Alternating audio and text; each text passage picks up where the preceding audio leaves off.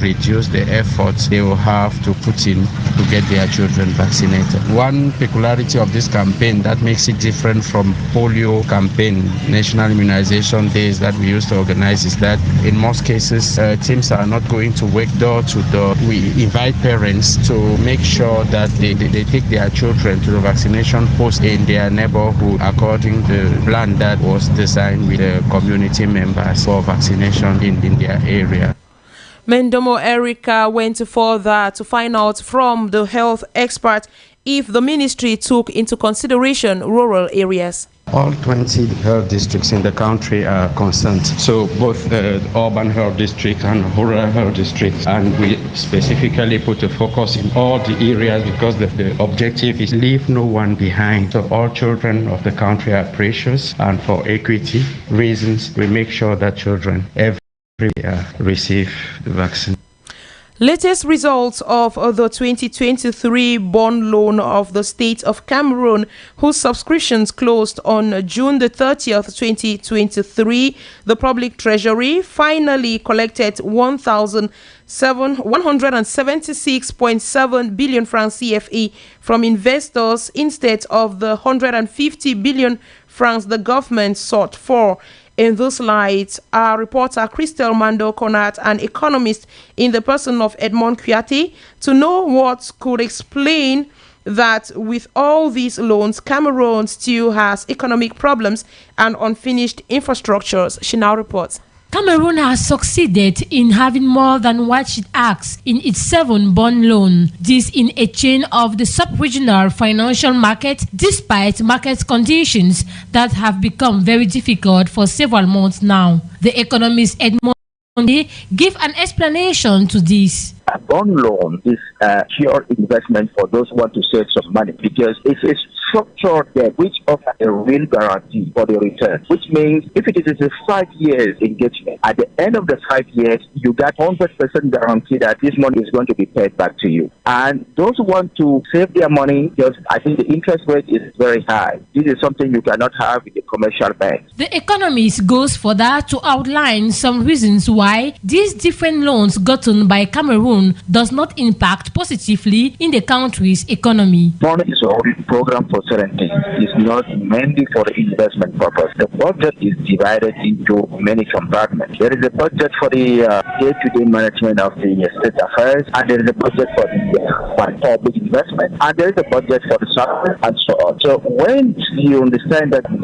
Joseph Chebonke Nkala Brupse assuring that he was going to discuss with some French-based... We have a discussion.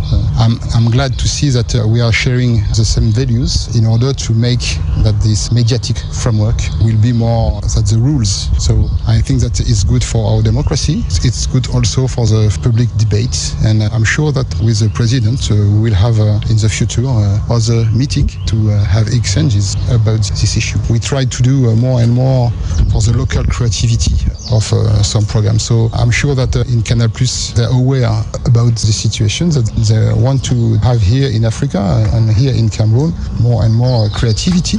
I'm sure that here you have a lot of creativity in the youngs, and this creativity could be more and more involved in this mediatic framework. So it's good for me to speak with the French Canal Plus and to explain that here is a willingness to have more creativity. Following the French ambassador's promise to Cameroon, Fringwe Crispin interviewed an expert in socio-political matters to find out how sincere the ambassador's words are and the possibilities to implement the new strategy to prevent the publishing of poor content in French television channels. Her report.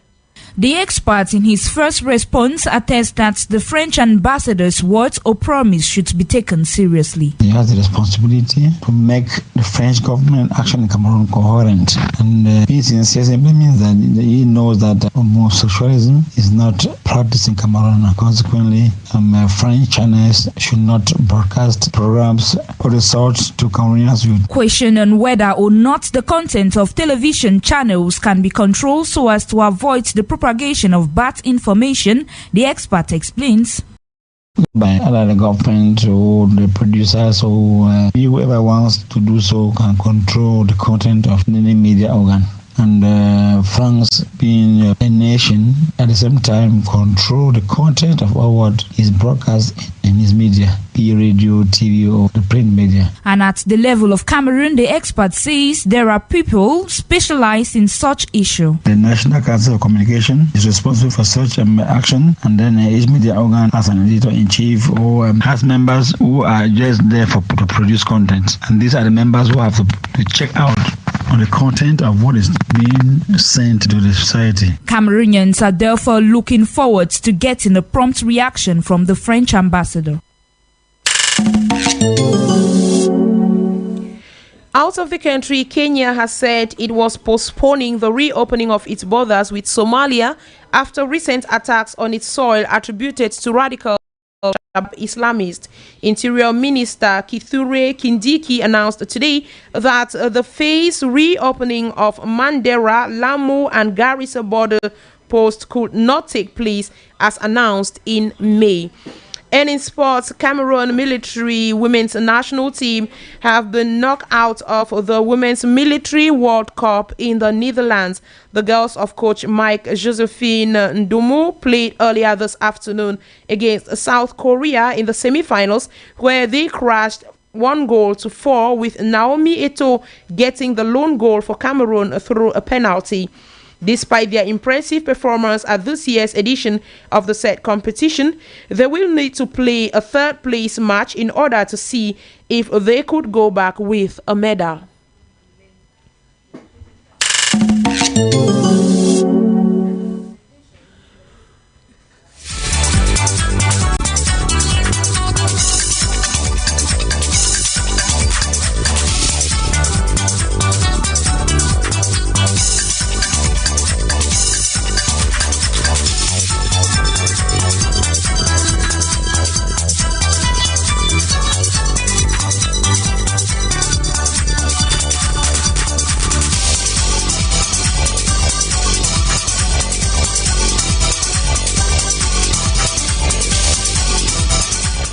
Ladies and gentlemen, that was our package for you this evening. The news was technically assisted by Salomon Esana with copyright. Jean-Marie Otu took care of the cameras for our Facebook Live. The news was produced by Claude Baokeng and Christel Mando. Script editing, Fringwe Crispin and Flora Ngoyamb.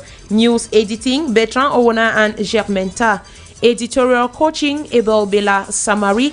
Coordination from Manager Jean-Patient Sala and the general supervision from Reverend Pastor Bisai Emmanuel Noel. For presentation, we are Modeste Bonte Nkouue and MAPALAH ZITA. Thanking you for listening and wishing you an interesting evening in the company of programs over 88.4 Royal FM. See you tomorrow, Modeste. À demain, MAPALAH ZITA. Bonne soirée à vous. Et juste après nous, c'est Cultural Vibe. C'est votre programme conduit par Frinouy Crispin. Good evening, Crispin. Good evening, Modeste Bonte Nkouue. What is our main topic today?